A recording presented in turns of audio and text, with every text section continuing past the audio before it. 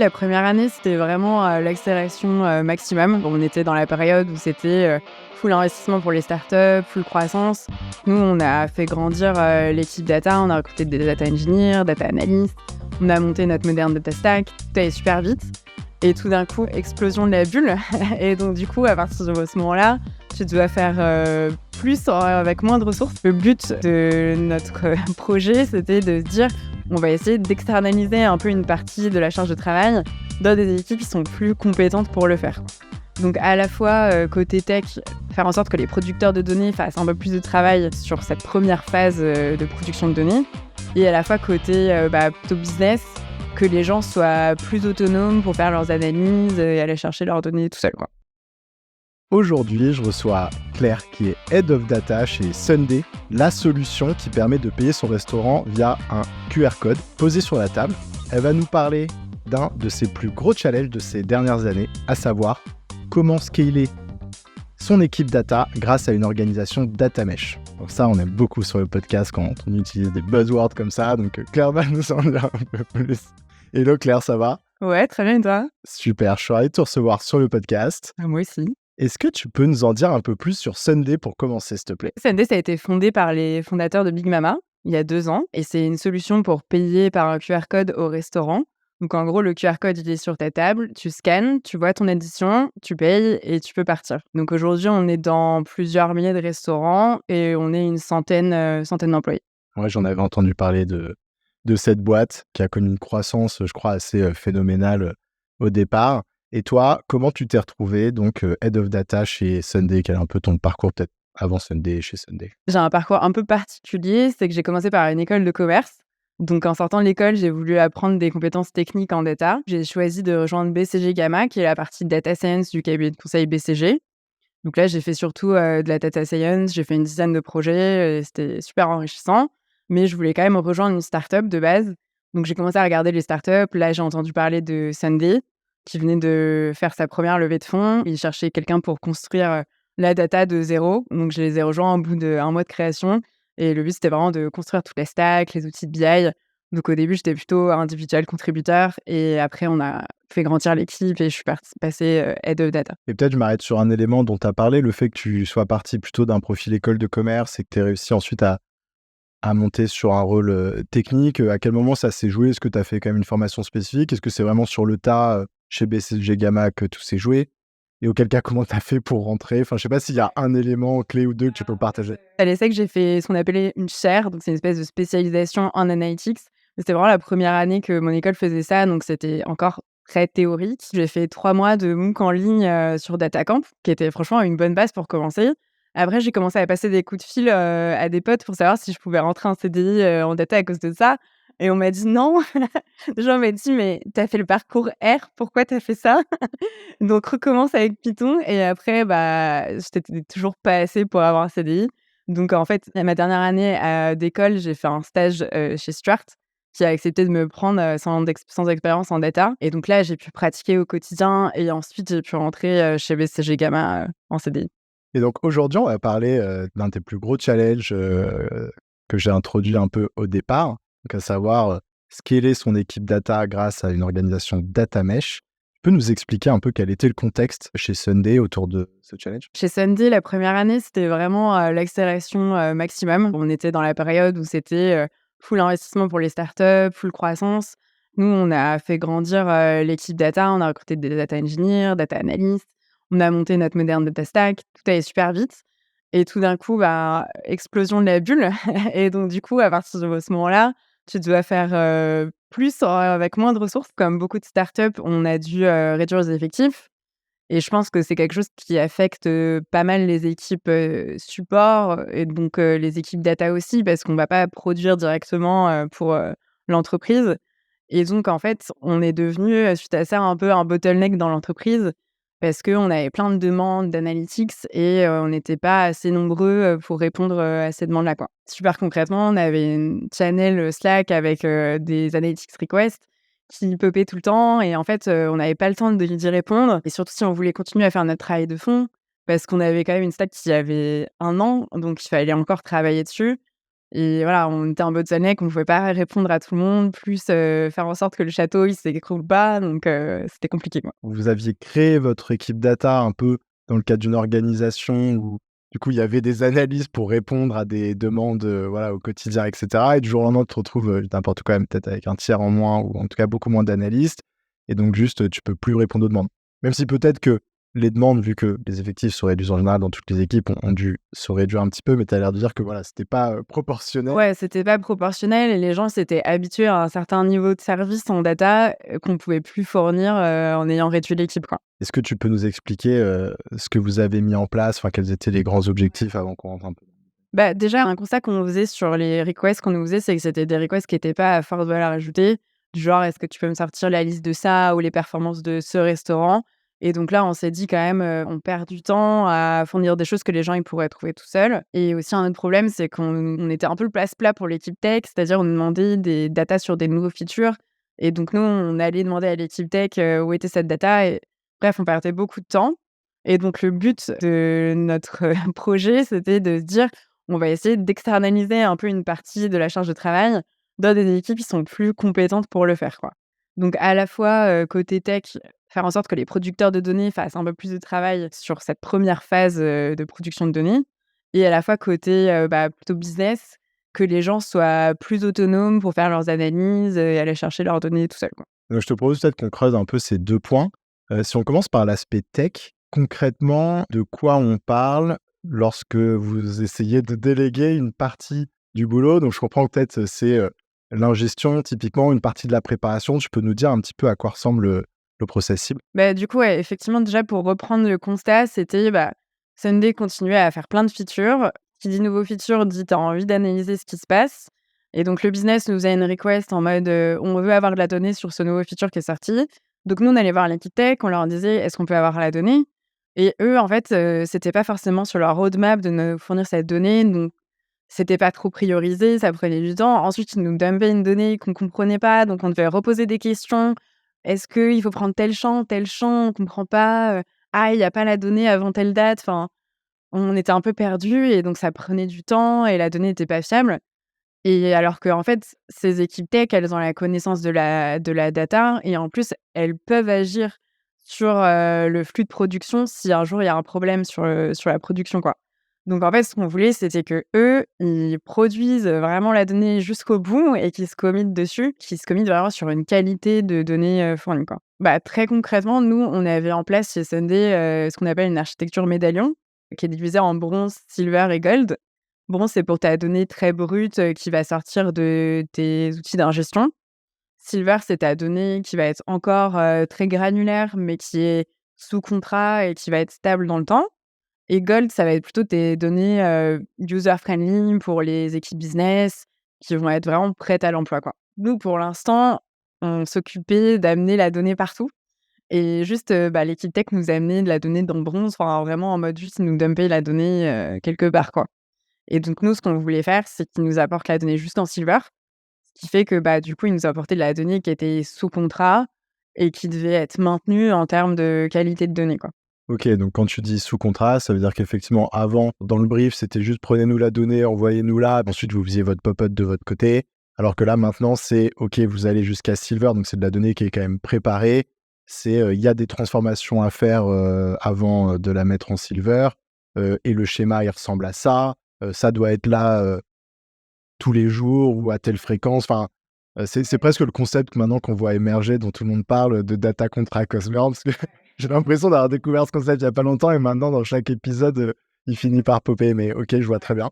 Et à un niveau plus opérationnel, comment vous y êtes pris pour mettre ça en place? Parce que je suppose que enfin voilà, tu vas pas voir l'équipe tech, toc toc, pour info, maintenant c'est vous qui gérez tout ce besoin, Non, en fait, la vérité, c'est que le CTO était quand même, au courant de ces problèmes de bottleneck côté data. Donc c'est plutôt une initiative qui est venue de son côté pour résoudre ce problème de bottleneck.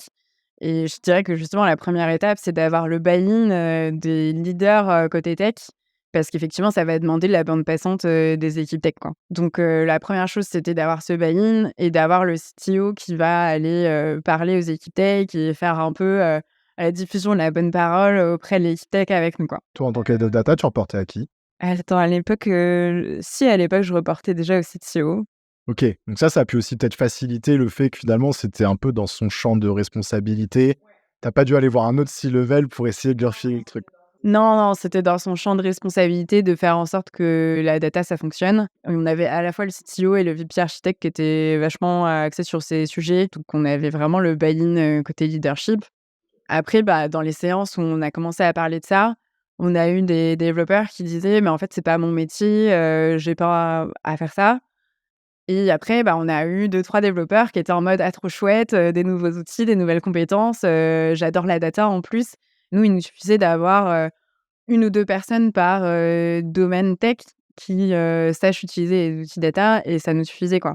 Donc il y avait pas besoin d'avoir toute l'organisation non plus qui nous suivait, mais au moins d'avoir, un peu des power users, dans la tech, quoi. Et un peu comme dans tout process de changement, tu me diras, tu as toujours ceux qui sautent de joie. Les early adopters, voilà.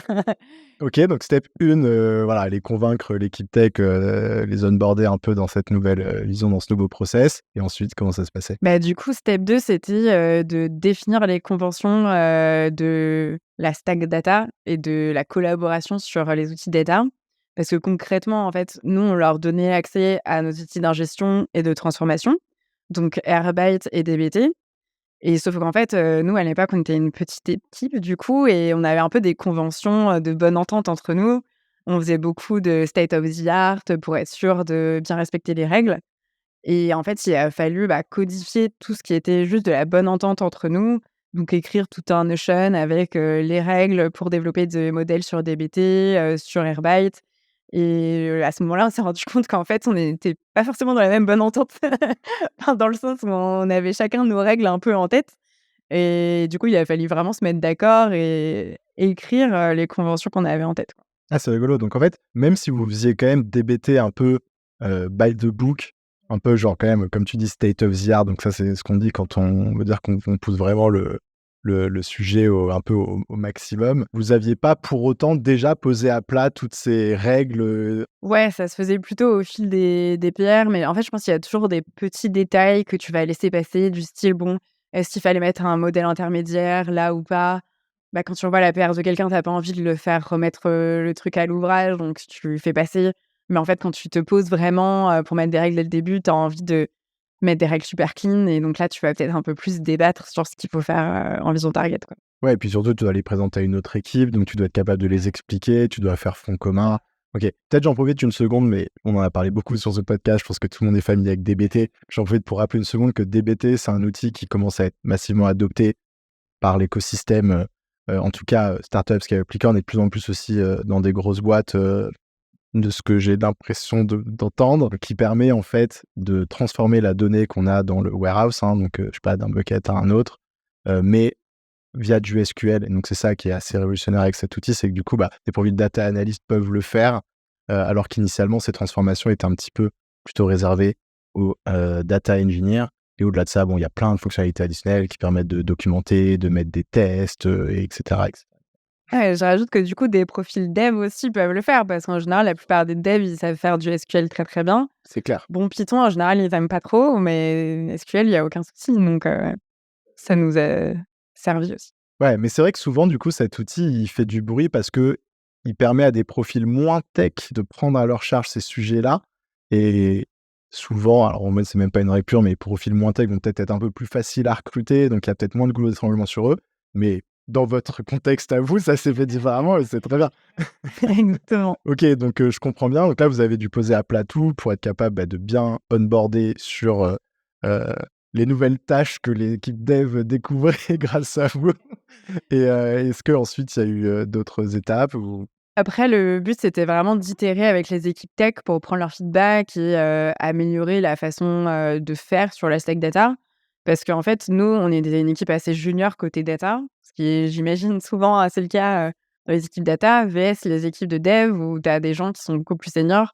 En l'occurrence, chez Sunday, on avait fait beaucoup le pari de recruter des gens expérimentés. Donc, on avait en face de nous des gens super expérimentés qui nous challengeaient beaucoup sur notre façon de faire, que c'était trop lent, que parfois il y avait des trucs qui étaient vraiment genre pour faire beau, mais pas utiles. Tout leur discours, c'était de dire: «Bah, nous, si on veut intégrer de la data, on veut que ça soit fait vite, quoi. On veut pas attendre qu'il y ait une paire qui soit validée, on veut pas faire 4 tables de staging intermédiaires, pour rien».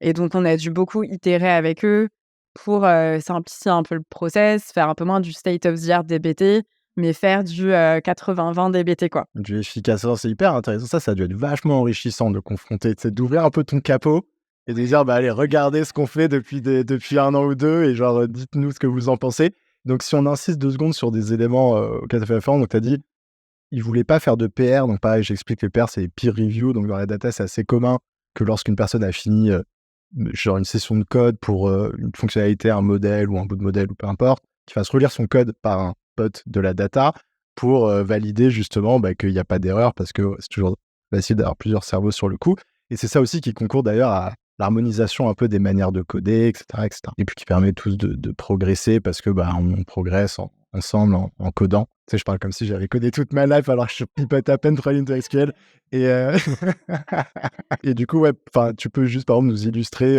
là, un peu le clash des manières de travailler, pourquoi ils voulaient pas faire de PR?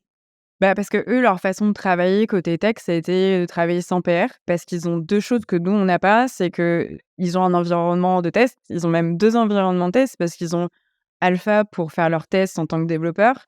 Ensuite, staging pour que les product managers puissent tester, le résultat de leur code et ensuite ils passent, en prod, leur code. Donc ils ont toutes ces étapes de sécurité pour vérifier que ça fonctionne et donc en fait, bah, ils ont pas besoin de faire de pull request parce que, si ça fonctionne dans chaque étape, c'est bon, on met en prod, quoi. Et le deuxième truc qu'ils font, c'est qu'ils font que du peer coding. Ça veut dire qu'en fait, il y a personne qui va coder dans un coin tout seul quelque chose et l'autre personne la relie ensuite. Ils sont toujours au minimum 2 pour écrire un code. Donc ça fait, en comme si tu faisais en live un peu une pull request, quoi, une peer review. Et nous, en fait, à côté de ça, bah, on n'est pas assez nombreux pour faire du peer coding, sinon, plus personne ne bosse, quoi.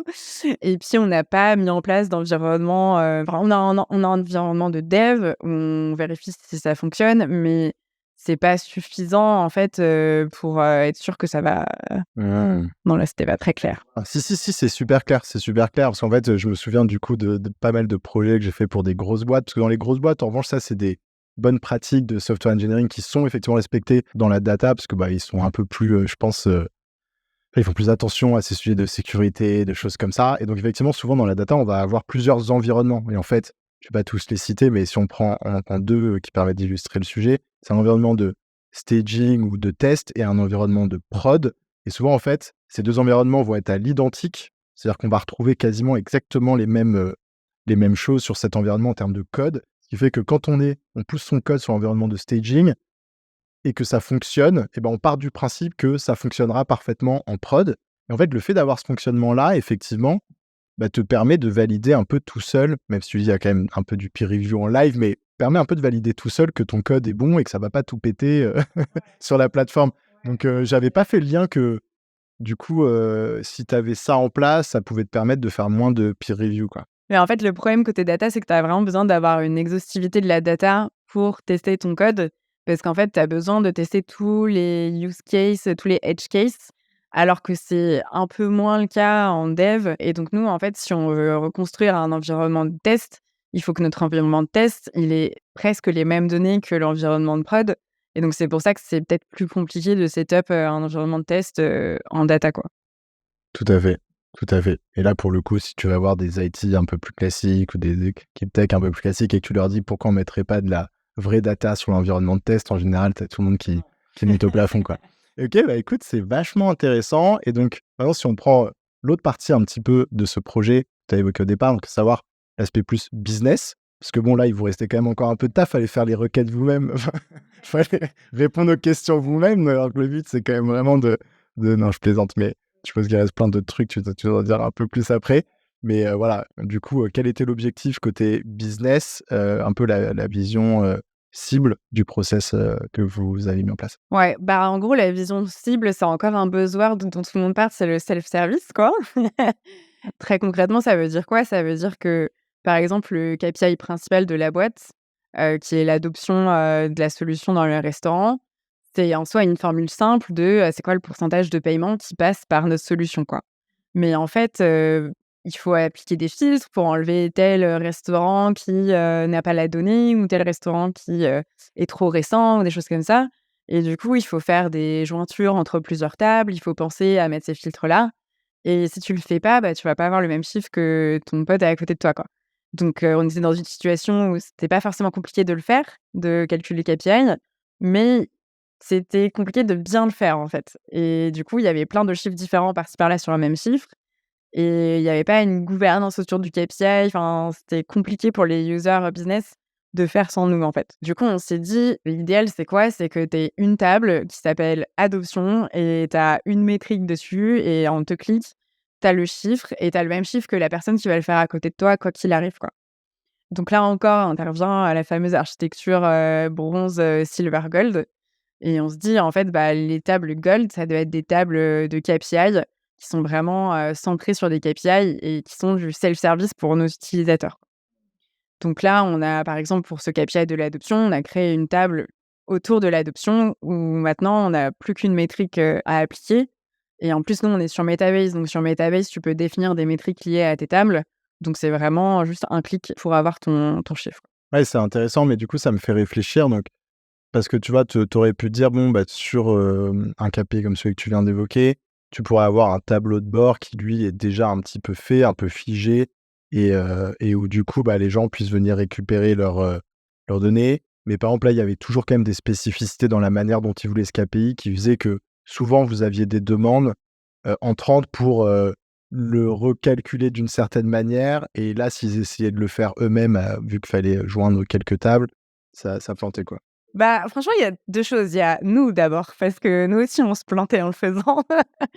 Et c'est vrai qu'en fait, bah, quand c'est ton KPI principal et qu'il est sur, 40, dashboards et tout, bah, si tu veux changer la formule, c'est un peu relou à maintenir. Alors que si tu as une table avec un KPI, tu changes juste, la définition de la métrique et c'est diffusé dans tous tes dashboards. Donc rien que pour nous, pour assurer, une bonne qualité du travail qu'on fournit, ça nous a quand même gagné beaucoup de temps et beaucoup de qualité dans la donnée, quoi.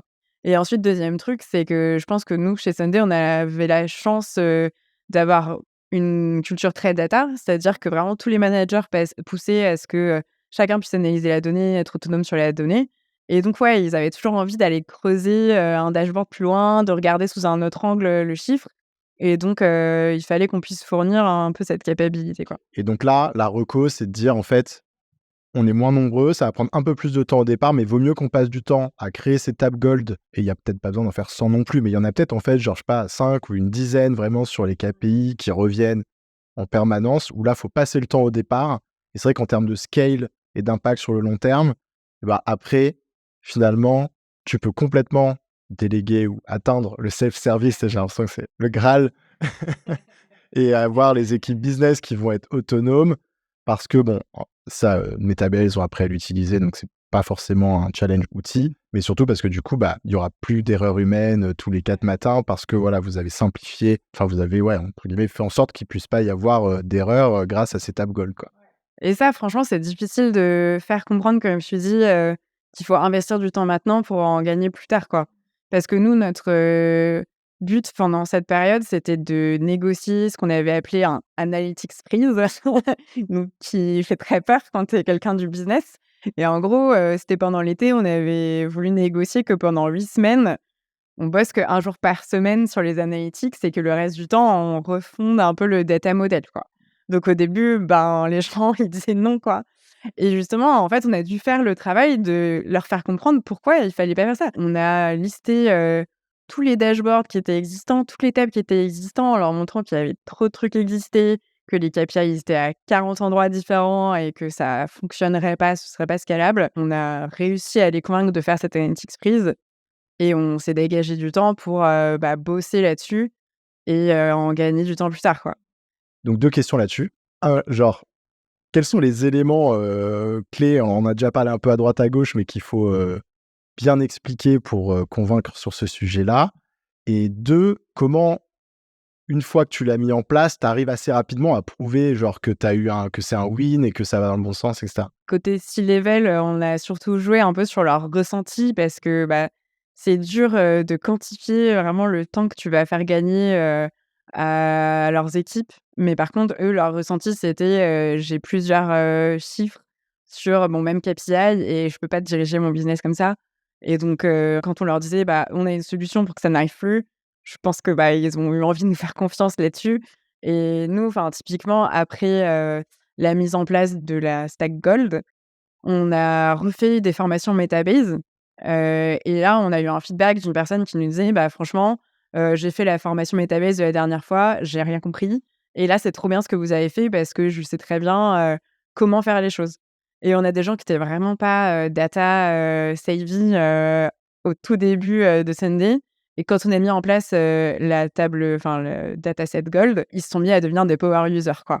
Donc ça, c'était, je pense, un super achievement, de ce qu'on avait fait, quoi. Ouais, donc là, ce genre de reviews, tu vas chercher, screenshot et sur le prochain board meeting, tu vas dire pour que je comprenne bien, parce que je suis pas un expert, du data mesh et après c'est pas une question piège, hein, parce que je sais qu'il y a plein de manières d'interpréter le data mesh et qu'il faut pas forcément, l'implémenter, by the book. Est-ce que tu peux nous expliquer un petit peu justement, le concept et comment, justement il se relie à ces 2 initiatives, que vous avez mises en place? Mais je pense qu'il y a effectivement plusieurs, définitions du data mesh. Moi, ce que je retiens, c'est que c'est une décentralisation de l'ownership de la data et le but, en fait, c'est que chaque data soit rattachée à quelqu'un qui ait vraiment un ownership, sur cette, donnée, quoi. Donc nous, chez Sunday, on avait déjà 4 domaines tech et donc toute la donnée, elle a été rattachée à un de ces domaines-là pour que chaque domaine tech ait un ownership, sur la data, quoi. Et donc du coup, c'était plus juste l'équipe data qui avait l'ownership sur toutes les données et ça, c'est quelque chose qui est très compliqué à faire comprendre aux équipes business qu'en fait, c'est pas l'équipe data qui est responsable de la qualité de la donnée, c'est les gens, qui peut-être produisent cette donnée et donc c'est ce qu'on a essayé de mettre en place et au final, dans notre structure, les équipes business, parfois, allaient directement voir l'owner de la data, qui était du coup côté tech, ne passait même plus, par nous, quoi. Quelles sont les prochaines étapes pour l'équipe data de Sunday? Et notamment maintenant, quel est votre gros focus? Enfin, un peu comment se divise le temps de l'équipe data? Maintenant que vous avez réussi un petit peu justement, à mettre en place ce data mesh. Maintenant, on fait plus rien du coup. Non, du coup, nous, on se concentre en fait pour donner les outils qui sont nécessaires à ce mode de fonctionnement. Donc on fait un peu beaucoup de travail autour de la data gouvernance, de, faire en sorte, que la donnée qui nous a envoyée est quand même de bonne qualité et que ça suit bien les règles qu'on s'est fixées. D'être sûr que chaque data trouve un honneur, clair. Et après, du coup, côté analytics, on a un petit peu monté en termes de valeur ajoutée, ce qui est aussi une super, conséquence positive de cet orga-là, c'est qu'on a plus le temps de nous focus sur des trucs qui ont plus de valeur ajoutée. Donc, par exemple, quand on a un quarter où l'objectif, c'est, justement d'améliorer l'adoption, on va pouvoir, passer, des semaines à faire des analyses sur, les différents drivers, qu'est-ce qu'on peut améliorer, des choses comme ça, quoi. Donc vraiment aller plus en profondeur dans les analyses. Excellent. Écoute Claire, on arrive sur les dernières questions. Est-ce que tu as une recommandation de contenu à partager à nos auditeurs? C'est pas un contenu de data, mais c'est un bouquin qui me suit depuis, pas mal d'années, qui s'appelle «Activez vos talents» et donc c'est un bouquin un peu de développement personnel, qui permet de faire un peu un bilan sur, les compétences que tu as acquis, que tu as envie d'acquérir et de prendre un peu de recul sur, ce que tu fais, là où tu en es et tes next steps. Qu'est-ce que tu aimes dans la data? Alors, moi, ce que j'aime surtout dans la data, enfin, le premier sentiment qui m'a donné envie, d'aller en data, c'était le côté, crack the case, quoi, donc ce côté de résoudre un problème. Donc on te donne un problème, on te donne une boîte avec plein de trucs infâmes à l'intérieur et tu dois genre trouver, ce qui se passe et ensuite en faire un rendu sympa, pour expliquer ce qui se passe, quoi. Et donc à la fois cette phase de recherche, et cette phase de restitution, un peu de satisfaction, d'aligner un peu tous les points pour que la vision, elle soit crystal clear pour, la personne en face. Je trouve que ces 2 phases-là sont super, intéressantes. Qu'est-ce qui t'a le plus fait progresser? Moi, je pense qu'à chaque fois, c'est d'avoir choisi des environnements qui sont stimulants et qui sont super exigeants. Donc que ce soit en conseil ou en start-up, en fait, on attend beaucoup de toi, les gens autour de toi attendent beaucoup d'eux-mêmes. Donc en fait, tu dois toujours être au niveau. Dès que tu as appris un truc, il faut apprendre un autre truc et donc tu es toujours en train de progresser et du coup, c'est super, enrichissant.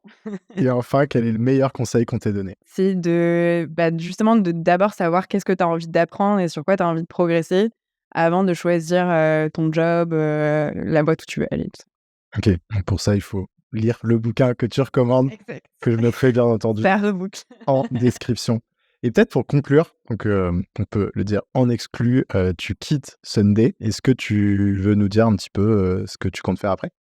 Ouais, bah, mon but de quitter Sunday, en fait, c'est de monter ma propre start-up. Donc là, pour l'instant, je suis encore en phase de discovery et du coup, je fais du freelance en tant que head of data sur le côté. Donc plein de nouveaux projets, à venir. À bon entendeur. Écoute Claire, merci beaucoup d'être venue nous raconter cette histoire et nous partager tous ces tips sur le podcast. Et puis je te dis à bientôt. Ouais, à bientôt.